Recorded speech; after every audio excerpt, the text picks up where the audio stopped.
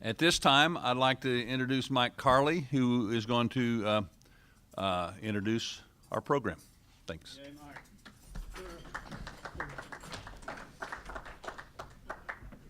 Might be the first time I got applause for just making an announcement real quick. So we're playing musical chairs because this is how we get it clear on the video. So, you know, I'm retired from Missouri State University, where I had the pleasure for all the years that I was there to serve with Jim Baker, who's been an administrator at the university. And I don't know if you know that he's the university's primary link to China and has been for 2 decades, creating programs there where Chinese students can take courses in our MBA program. And as I learned at lunch, we have some 85 different international students here at the university that you're kind of responsible for. 85. Different countries, 85 different countries represented by the students at the university. And that's the capacity that I think most people might know Jim Baker if they're tied to the university. But if you watch television at all on PBS, you're going to recognize this face from Ozarks Watch magazine on PBS, where he's been the interviewer along with Dale Moore for how many years now is that program? Almost 20 years. And if you've watched, then you know that he's interviewed a lot of people who are the folks who actually make up the musical heritage of the Ozarks. So that's enough from me. This is Jim Baker, Dr. Jim Baker. Lucky to have him today.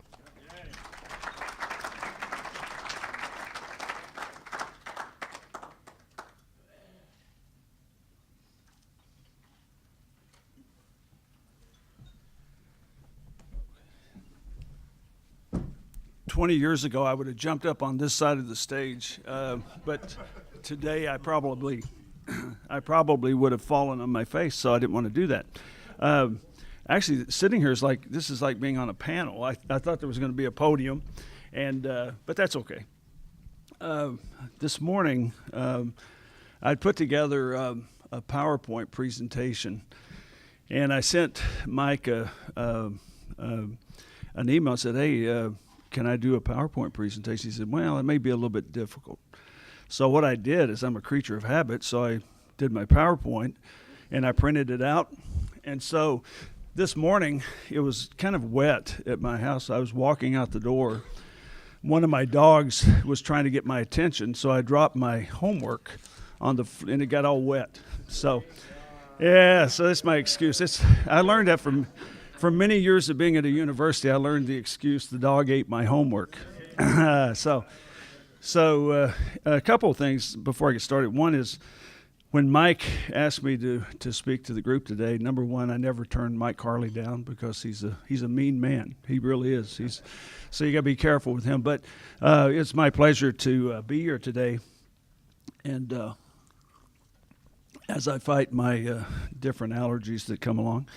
So my biggest fear, I guess, was I thought, well, if it's Monday music or whatever, do I have to get up here and sing? Because if I have to sing, I'm in trouble. I have no voice. In fact, the only thing I can play is the tape recorders, I used to tell people, and that dates me back when I talk about a tape recorder. I should say an MP3 or something like that, I guess. But what I wanted to do is just, for a few minutes, go through what we do at Missouri State University about the Ozarks, and then really open it up mostly for questions and discussion. The topic of preserving our heritage is a very important topic. I think very early on, about 20 years ago, and I'll go to my regular presentation in a moment, but about 20 years ago, Gordon McCann was talking to me, and he said, he came in and said, all the old-timers, he said, all the old-timers are dying. And he said, we're not capturing a lot of really good material that's out there.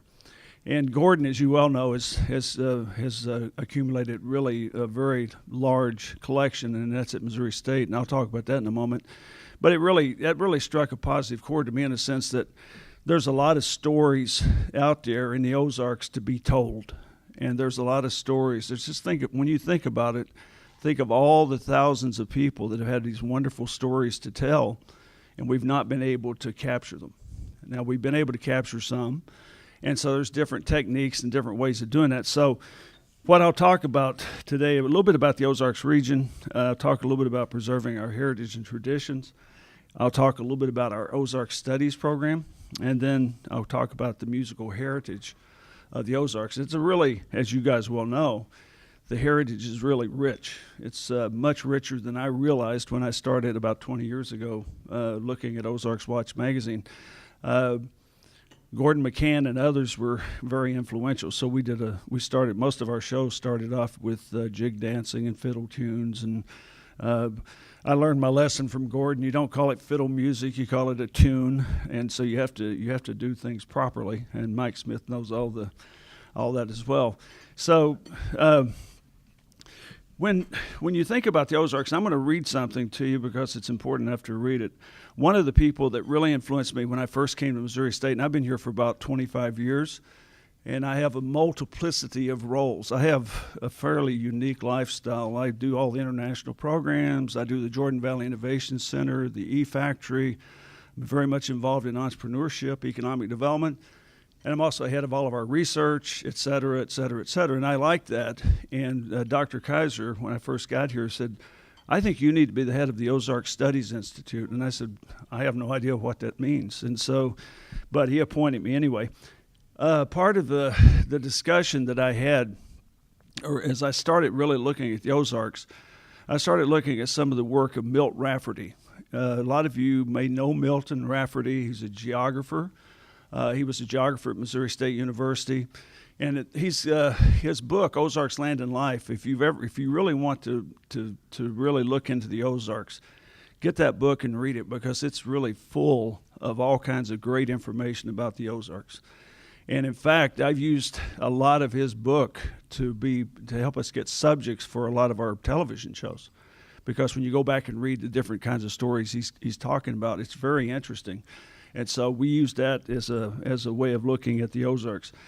But he, in his book, he stated that the Ozarks is one of America's great regions, set apart physically by rugged terrain and sociologically by inhabitants who profess political conservatism, religious fundamentalism and sectarianism, and a strong belief in the values of rural living. Now, you can argue that since he wrote that book, the Ozarks has changed because there has been more migration probably in the last 2 decades than there has been for many decades before. And we have some people in the audience that are very expert on that. And, Todd and Jim Anderson and others can really look at that. But if you look at music, traditional music and heritage of the Ozarks, you almost need to look at it through that prism because that's the prism. That's how people see the world. And that's how they express themselves in music or in writing or anything that they do. So that definition has always been very important. Missouri State has, we've really focused a lot on the Ozarks. We're very fortunate. We have students from every state in the United States. We have students from every county in Missouri. We have students from, like I said earlier, I think it's 89 countries now. And one of the things that's very important, though, is that you don't lose the sense of place. You don't lose the sense of where you are, what you're about. And so we've always put a lot of focus on making sure that we don't forget that we are from Southwest Missouri. We may have a different name now, but we're still Southwest Missouri. We do have a focus on the Ozarks. And so a lot of our academic programs have an Ozarks focus. Tom Peters, who's sitting in the back, is head of our library. He'll probably sneak out before we can ask him any questions. But the special collections at Missouri State are a treasure trove of materials about Ozarks heritage and history. And I'll talk a little bit about that in a couple of moments. We also have been very fortunate in that we have Ozarks Public Television and KSMU Radio. So we've been able to try to take advantage of these different media to really start to look at preserving heritage and traditions. And really what you're looking at is going from to a digital environment, and that's what we're trying to do. Is we've really got some interest in digitizing all the different kinds of collections that we have at Missouri State. If you have a digital library, the important part of that is someone sitting at home can sit and log on to the computer and get in and get access to information about the Ozarks. And in fact, I'll talk a little bit about the television show in a few moments. Every show that we do is now on our website. So they're 30-minute shows, and all you have to do is go to the website, and you can download any of those shows. And that reminds me of one lady told me in Joplin one night, she said, you know, I really love your show because when I can't sleep, I just watch that and I sleep like a baby. And I said, so if you want to go to sleep, log on and start watching my show. For the Ozarks Heritage and Traditions, there's a couple ways that you collect information about a region. And I grew up in Kentucky, so I'm really more focused. I understand the Appalachian region really well, and I've gotten to know the Ozarks pretty well since I've been here. But there's many ways that you can collect information about a region. There's people out there that just really want to collect information, whether they be folklorists or whatever. They don't have to be university-type people. They can be just regular people that have a strong interest, like most of you have a strong interest in music. So you have that, and so you follow it. So in preserving the heritage and traditions, I just wanted to mention a few key people that really are very important. The first person was Vance Randolph. Vance Randolph was a folklorist and an Ozarks Heritage Authority. So if you want to read about heritage and history of the Ozarks, he's certainly a great source. Then there was people like Art Galbraith, and then two of my favorites were Max Hunter and Gordon McCann. Max Hunter was really a fascinating person. He was a salesman, and he used to take these real tapes, and he would sit down, and when he'd visit people to try to sell things to them or whatever, he would say, do you know any songs that your folks knew before? And really what he was looking at was the tradition of really looking at music, storytelling, folklore, and oral history, really. And so he made all these reel-to-reel tapes. And in fact, he recorded, I think it was 1,600 mountain songs that were recorded between 1976 and 1996. 1,600 songs. Those tapes were then part of the problem of preserving heritage and history is the person that has the passion for it gives it to the family, and the family could care less about it. And they said, well, we don't want this or whatever. And that's part of the problem. And that's the reason we always try to get people to donate their collections to the library, because librarians, the library at Missouri State or any other library, has a real vested interest in preserving those and making them available to the public. So anyway, he had recorded all these songs, and I got a call from Greene County, and they said, we've got all these tapes. We don't know what in the world to do with them. And they're one of the things about those kinds of tapes is they do have a life cycle, and they'll start to run.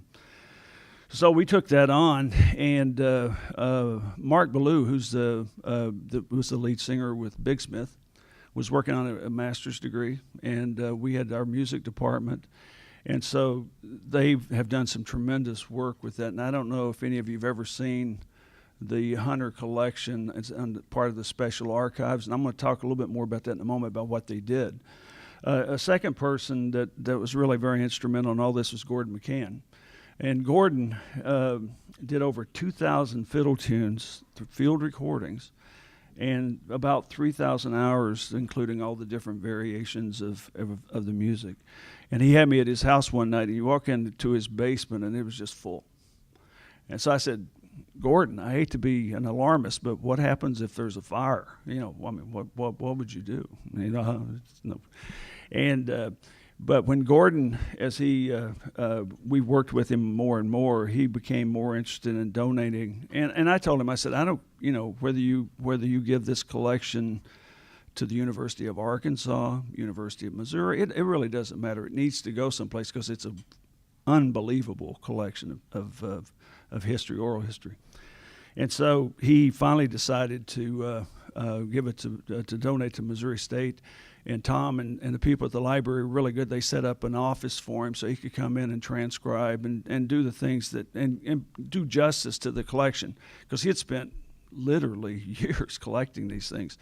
And so you have to treat those with a lot of respect because they deserve a lot of respect. So anyway, so we have those two collections. And what happens is when you get those kinds of collections, if you go to the Special Collections Archive at Missouri State, you'll have a list of all the different kinds of collections, and there's a lot of them. And Tom Peters could explain all those much better than I. But the example that I wanted to give as part of what we're trying to do to preserve the heritage music and so on is that if I had a PowerPoint presentation, I can see it very well up here, by the way.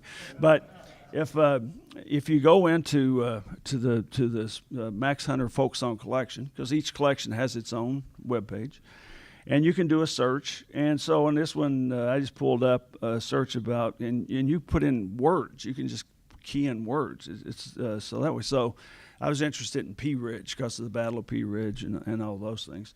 And so it pops up all these different songs that reference Pea Ridge in them. Okay. And then not only does it do that, but there's you have to take my word for this, but each of the tapes that these folks did, like on the Hunter collection, each of the tapes, they would actually transcribe every word. So you get the verses, and then they scored the music off on the other side. So when you go to the Max Hunter collection, when you look at one of these songs, you really get a true picture of what it is. You also have the opportunity where it says play real audio.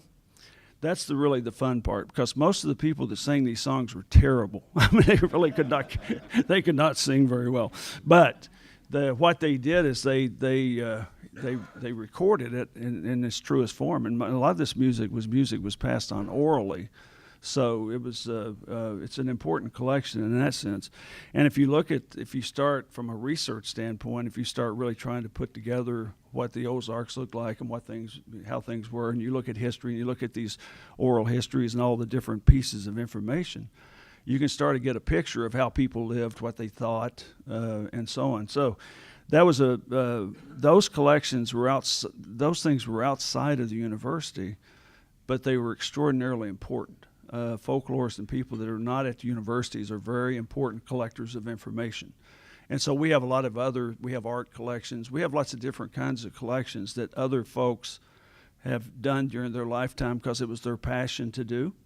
And then they donate it to the university, and then we treat it with tremendous respect and try to make the best possible way of presenting that information to people. So it's very important to us. We also have a more formal approach on campus of doing things. The Center for Ozark Studies was actually established in 1977, and I'll just give a couple names of key faculty that were here at that point.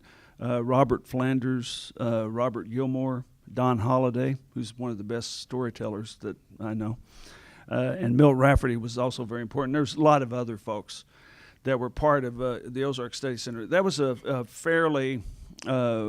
it was an academic approach to looking at the Ozarks, a little bit more structured, a little bit more academic. And one of the things that they had at that time was a magazine called Ozarks Watch magazine. And it was a very good magazine. The first time when I first got here, I looked at it and I thought, wow, this is really good.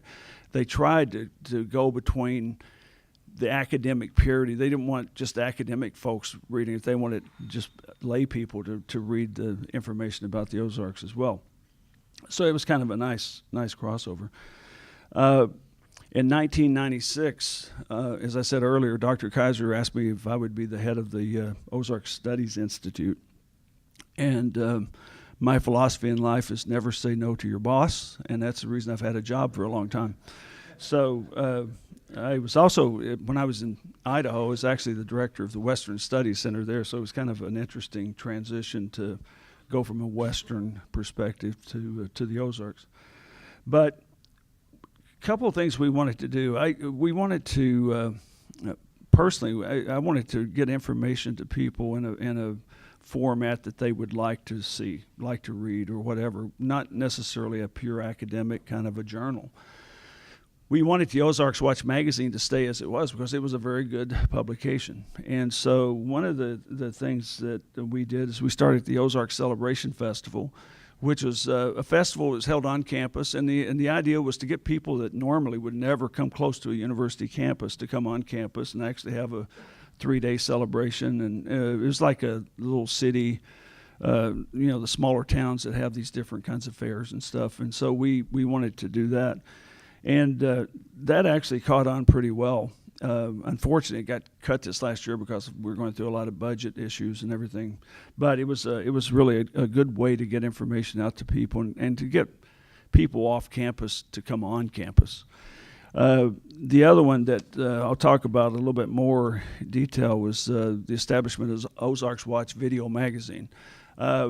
If you're really astute, you'll realize that there's just the word video inserted into Ozarks Watch. And what I was really interested in at the time is the printed word is really important, but we also need to look at digital ways of doing things. We need to look at television. Why don't we take advantage of the fact that we have a public TV station? And so I presented the idea, and they said, "Well, this is really a good idea. You can be the host of it," which I had no intention to do.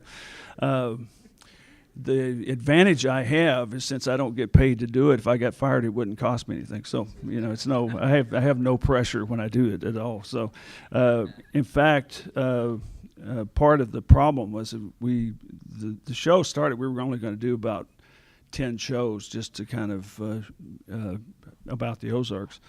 And it's kind of it started off to be a few shows. We now are at 260 shows and counting. They're 30 minutes long. I sat down one time and figured out how many hours that was, and it's a lot.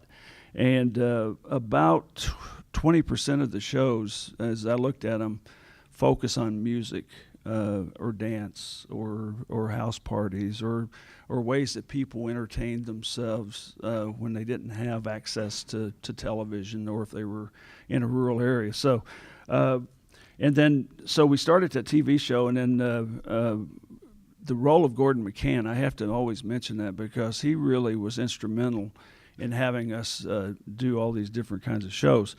And in fact, my first house party that I went to was in McClurg, and if you've ever gone there, it's definitely well worth doing. And he took us. He knows everybody, so he would introduce us to these different people, and most of them had never been on television before, and so it was kind of an interesting kind of a thing to just go around and have cameras, and they were just sitting there playing music. And the one thing I found out about the house parties is the food was incredibly good, so I started going to a lot of them and started gaining weight. And but we did some of those, and then we started. Gordon has this love for fiddle tunes, and I still can't say music with thinking about Gordon, but we had a running gag that we've had shows about left-handed fiddlers, right-handed fiddlers, women fiddlers, men fiddlers, old fiddlers, young fiddlers, fiddlers with no arms, fiddlers with no legs. I mean, we've had every fiddler you can imagine on these shows, and so we've covered that waterfront pretty well, I think, as far as fiddle tunes. And you need to watch me if I'm talking too long. I can talk forever, so tell me when I need to shift over. Just a couple of things. I told Mike that he had asked me about some of the more interesting shows, and after 260 shows, I literally had to sit down and go online to remember what I've done. I just don't remember anymore. So I broke down just a few of the shows that are interesting to me and that focus a little bit more on music. But we started doing a thing about the Branson entertainers, and so I've done shows with Andy Williams and Shoji Tabuchi and Jim Stafford. And Andy Williams was really a great show because he's very professional, very easy to interview and all that. And so we really kind of talked a little bit about that. And then Dale Moore had done some things with the Presleys and some other groups. And so we've done quite a few of those shows. The shows that I really enjoyed doing are Johnny Mullins, who was the janitor, songwriter for that. He was having some real health issues, and his daughter told me, she said, "I don't know if he can really stand the rigors of doing this show or not." And we got into a very comfortable setting for him. And as soon as I asked him the first question and he started singing, it's like he was 30 years younger. And so that was kind of the highlight of my interviewing, I guess, because she said, "Well, you really made him very comfortable." And I think as an interviewer, that's probably the best compliment you can get, because the way I approach it is I ask a question and stay out of the way, because when you have a person on for 25 minutes, you're giving them the opportunity to tell their story. They don't need Jim Baker's story, they need their story. And I try to treat them with respect and leave them alone, let them just kind of guide them down that path. So that was kind of a nice deal with that, just because of the way that responded. This guy here, Todd, got me hooked up with John Dillon and the Ozark Mountain Daredevils, and so that was an interesting show with him and Steve Cash. Steve Cash is a crazy guy, so it's kind of fun to interview him. So we've done everything from shape note music. The Bilyeu family is really a very important family in the Ozarks when it comes to music. They've had a huge impact. Mitch Jane, who Mike and I went down and interviewed, we were going to do one show, and we sat down out. This was in Eminence, and Mitch Jane, for those of you who don't know, is with the Dillards, and the Dillards were the darlings on Andy Griffin. So so we started doing a show with him, and he actually, what we were going to do most of the show about was about one-room schoolrooms and things like that, because he was a teacher and different things. And then he was a radio host in Salem, and we had a couple of beers sitting off on one picnic table, and we were doing the interview on another picnic table. And so after about 30 minutes, I told the guys doing the camera, I said, just keep rolling. we're going to keep talking. And he was a fascinating person, because the Dillards were very influential. When you go back on the history of music from the Ozarks, the Dillards had a huge impact in Los Angeles and different places. They were the first bluegrass group, as I recall, to play at the Hungry Onion or Hungry Eye it was in L.A. and they toured with the Byrds, and they did all kinds of. I mean, they did some really interesting stuff. And if you ever get a chance to listen to a Dillards live performance, it's worth doing. So anyway, there's a lot of folks like that I've interviewed, had a lot of fun with. It's really. It's a fascinating kind of a thing to go and just sit and talk to somebody for 30 minutes and find out about their lives, and people always say, well, how do you come up with ideas for shows? And I said, there's so many thousands of shows just walking around in the Ozarks, it's impossible to do them all. And a lot of times one person will talk and say, well, you should talk to this person and you should talk to that. And I'm going to kind of close on a little bit more of a note of how this all changed together and from a heritage standpoint.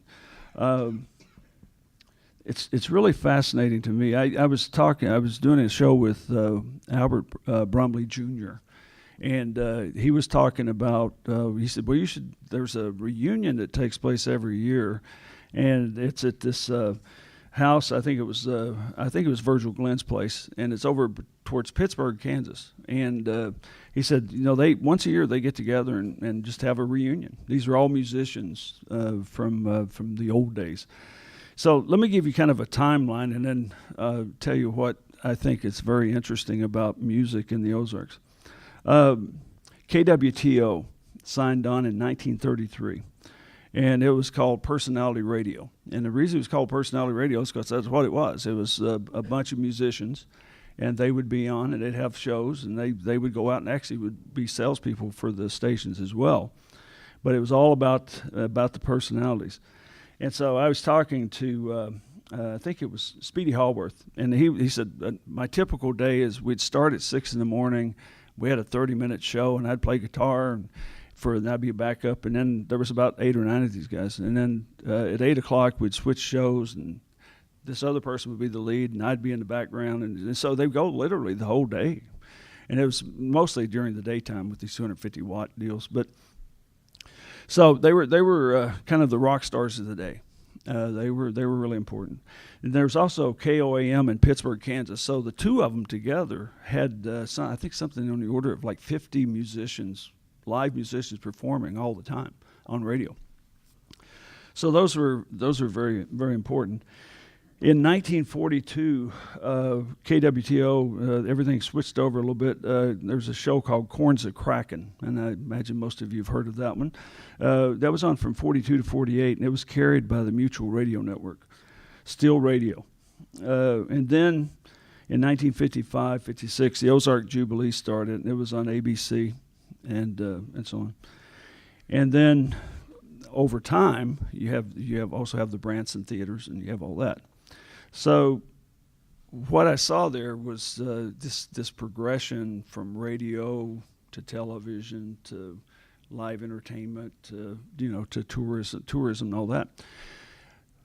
Part of my other work in my other real life of work is dealing with innovation and startup companies, and there's a concept called ecosystem. The ecosystem means that there's capital and there's talent and there's some kind of business acumen that you can support companies, because companies can't just start up on their own.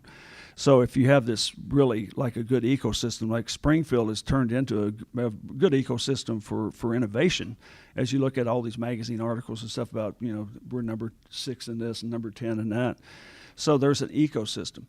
Well, it really started to dawn on me as I was talking to all these guys and spending all this time with them that there's a music business ecosystem that's been alive and well in the Ozarks for a long time.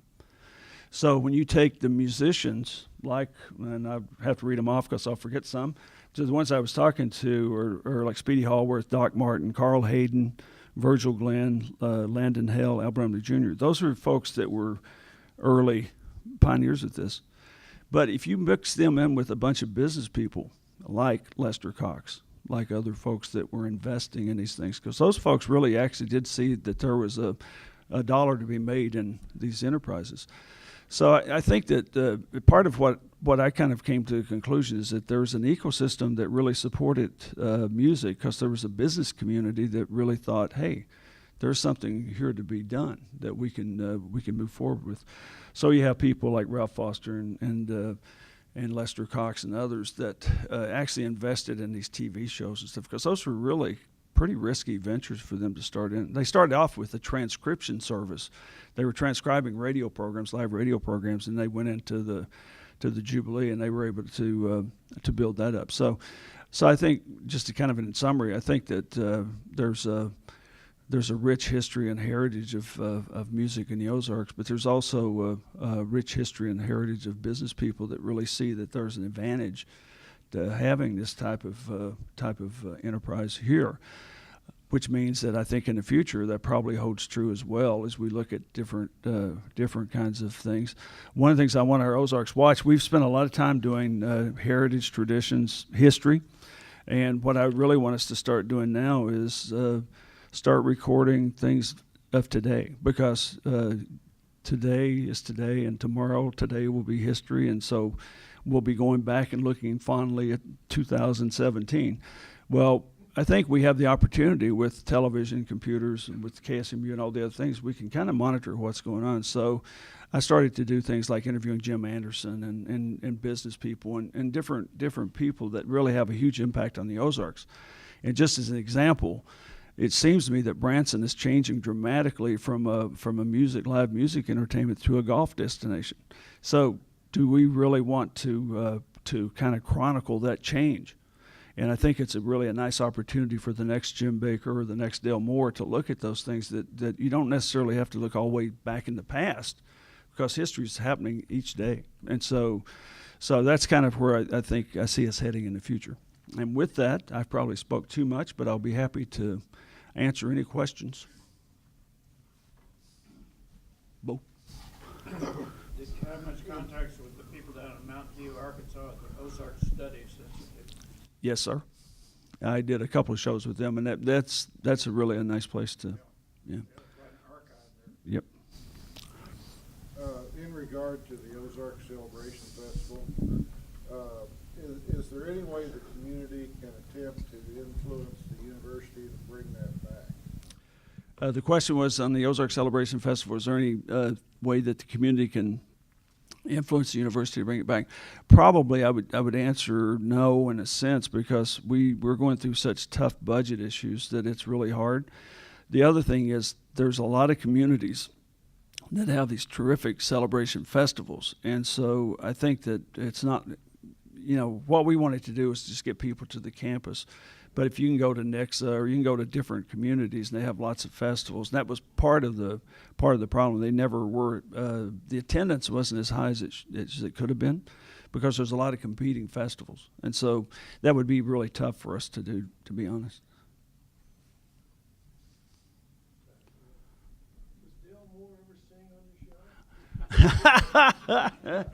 Does Dale Moore ever sing? No, I think Dale always gets the parts where he gets to eat and drink. I'm. I grew up with him in church. And Martin and Rex, his parents, and Donnie and Barbara and Beverly, and they were a singing family. They sung big time. Well, he's got a great voice. In fact, I told him I always told him he should be on radio. He had a radio voice, but not a television face. So, but Dale he's got a terrific voice, and he actually is very professional. But he's good at this stuff. I just kind of do it because I was told to do it. So, but I don't really profess to be a professional. Dale, one of the things that happened, we were starting off doing just a few shows, and I was traveling a lot. I go to China and to different places a lot, and so I'd come back, and a day after I got back, I'd do a TV show, and then I'd go back to China, and I'd come back and do a TV show. So I finally decided that I was going to have some help, and so I asked Dale if he would help with it, and he gladly, said he would do it, and he's really terrific. So that's one of the reasons we've been able to keep the shows on, because we've split it up a little bit. Did you have any occasion to interview or work with Cy Simon or John Mahaffey? No, but I'm glad you mentioned Cy Simon and John Mahaffey. They were two of the people that were involved in the business side of this, and but no, I didn't. But thank you for mentioning their names, because that's two of the people I was kind of searching for.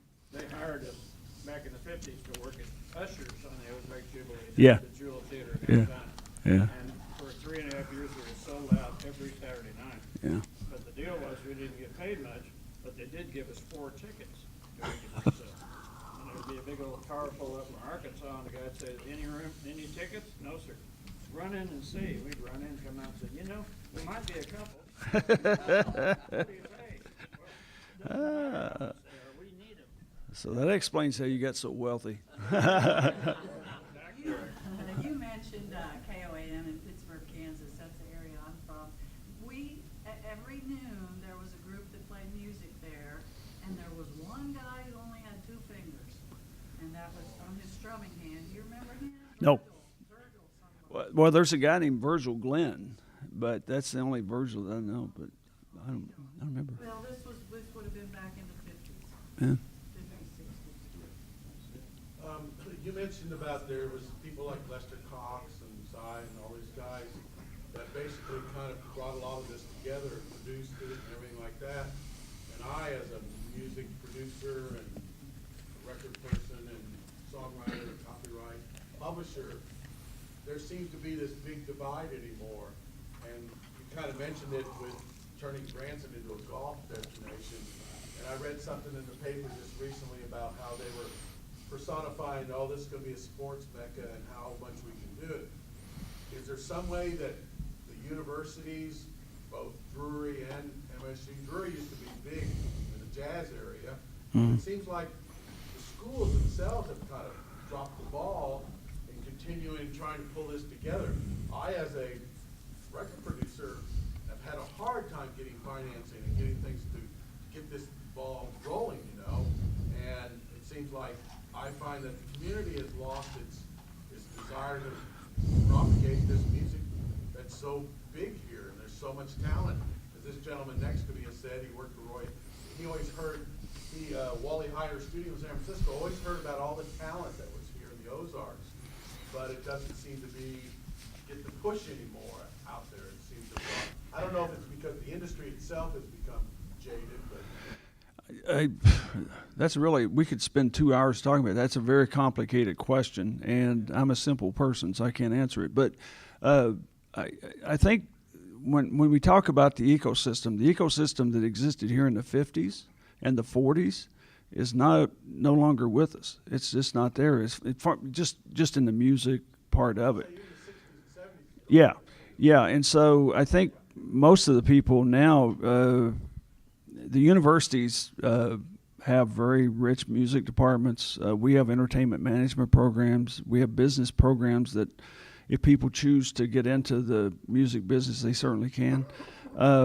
But as far as just really kind of promoting this internal resource or asset that we have, we don't do that a lot. And I think that the nature of entertainment has changed so dramatically. When I talked to some of these musicians, they literally played, Speedy Hallworth would play 8 hours a day. And then when he had a break, he would practice. And so these business people, I don't think you find that much anymore. Now you find a studio that can pop out some music on a disc, and you don't have the live. You don't have the need for the musicians. I mean, Branson's gone through that. I mean, everybody does. It's all. And so personality radio now is a few people yelling occasionally on radio and playing some music, but it's not the same. And so I think it's hard to match those environments up. But just from my point on the golf thing, whether Branson becomes a mecca for golfing, or it went through a period where it was really the outlet malls that was the attraction. So Branson is always trying to reinvent itself a little bit because they got to keep tourists coming. And so my point was, do we, as we, like Ozarks Watch magazine, do we want to kind of look at that over time? It's like I've been spending more time looking at the history of Walmart in Arkansas because it's had a huge impact on how people think and look at the world and do things. And so that was my point, is how do you monitor it? As far as the background, it's gotten to be very diffused as far as music. And I think Nashville or any place like that's struggling with those kinds of things. So you were in, I know you're from Kentucky, you live in Idaho as well, and here you are in the Ozarks. How would you describe the differences in those three regional music traditions and the care and feeding of each of those? Kentucky was when I was a kid, we had one radio station. And it still exists, by the way. It was amazing. It's now a Christian radio station. But they used to always talk about two kinds of music, country and Western.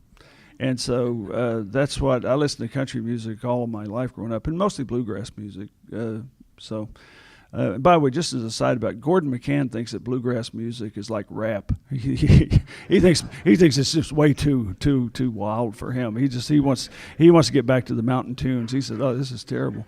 So Kentucky and the Ozarks are pretty much, well, if you look at the history of the Ozarks and the settlement patterns from Kentucky and Tennessee, it's not as stretched as, I feel perfectly comfortable here. To me, it's just like being in Kentucky. There's not much difference. Idaho was a very different deal. Music really wasn't such a big deal there.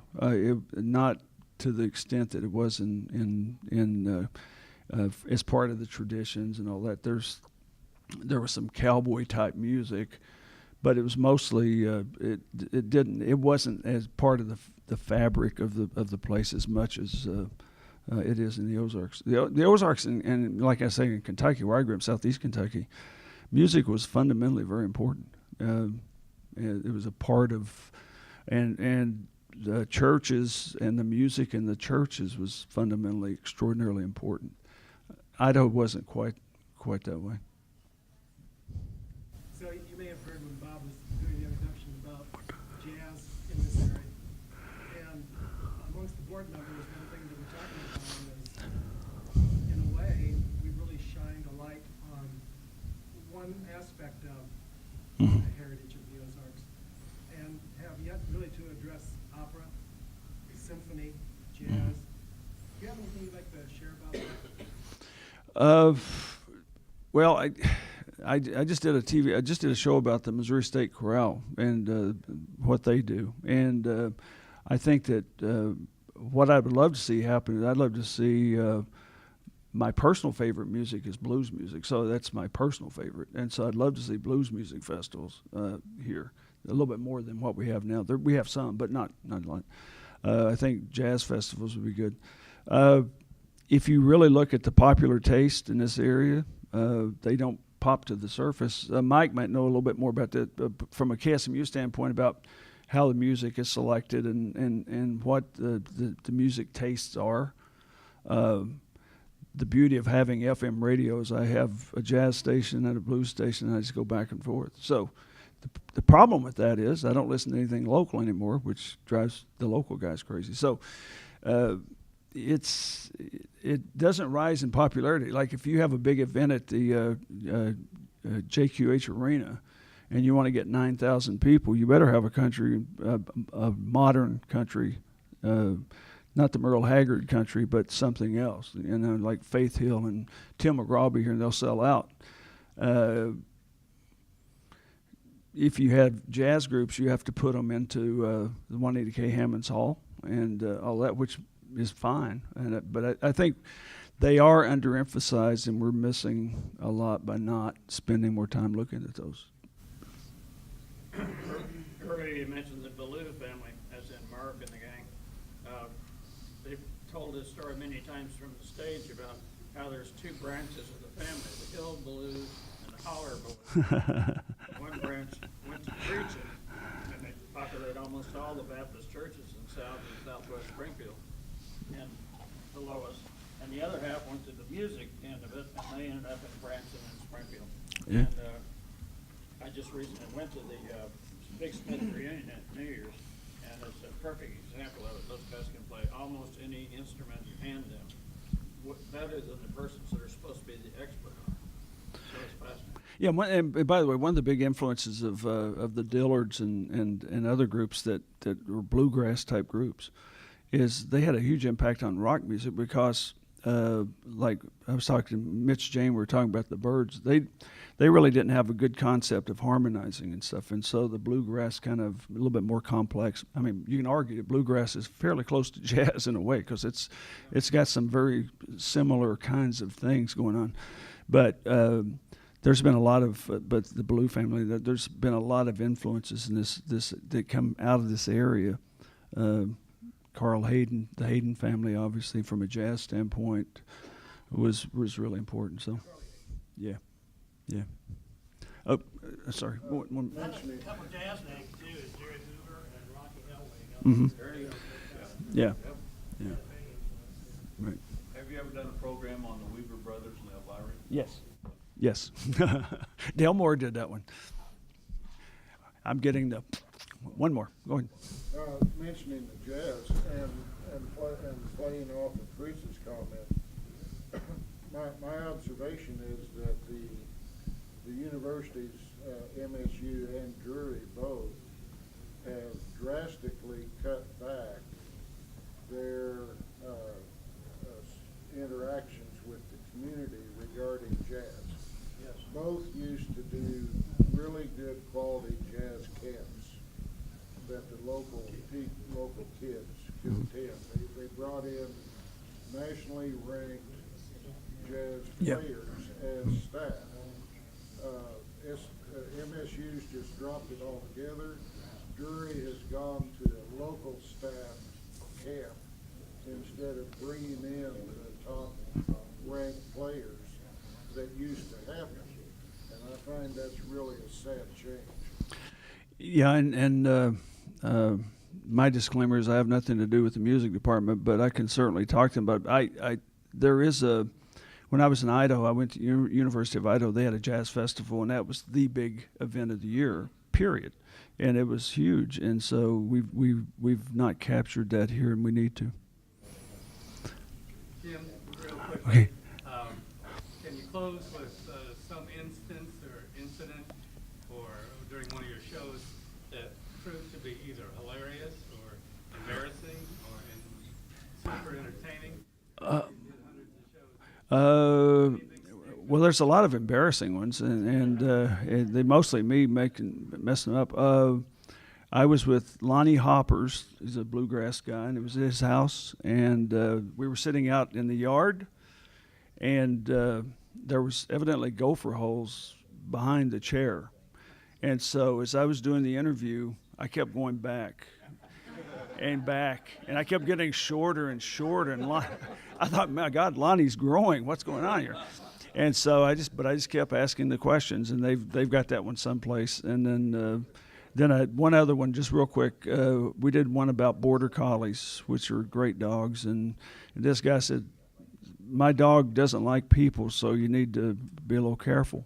So his dog comes over, climbs up in my lap, and starts licking my face on camera. So we've had a lot. And just to tell on this guy real quick, just so you know the magic of television, we went to do the Buffalo River, and the Buffalo River went there. There was no water. So we found this one spot that had water. So we get a canoe in and we go back and forth. It was a great float trip. Thank you very much.